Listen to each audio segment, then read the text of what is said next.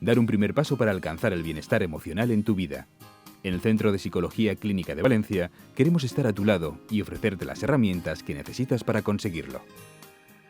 Sara Navarrete es licenciada en Psicología por la Universidad de Valencia y además cuenta con una amplia formación complementaria en diferentes ámbitos de especialidad.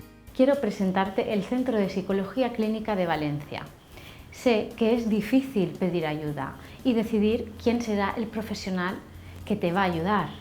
Por eso te voy a presentar una serie de experiencias que seguro te van a servir. Realmente cuando uno tiene problemas le cuesta tomar decisiones.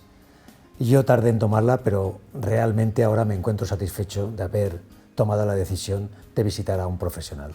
Estaba mal y tenía mis dudas en cuanto a asistir a un especialista de este tipo, pero la verdad es que ahora estoy muy contenta porque me ha ayudado mucho a afrontar los problemas desde otra perspectiva.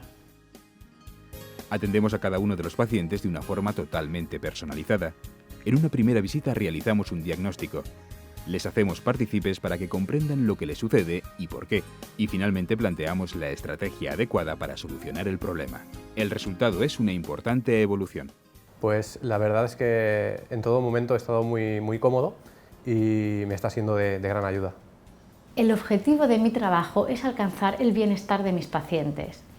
Desde el Centro de Psicología Clínica trabajamos tanto con adultos como con niños. Además, estamos especializados en el área de la terapia de parejas.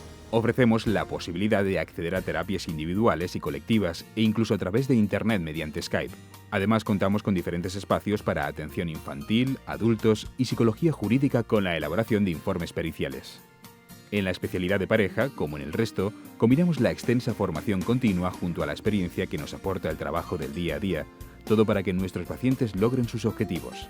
A veces solo es necesario que te escuchen y te den las herramientas necesarias, y eso es lo que Sara nos ha dado.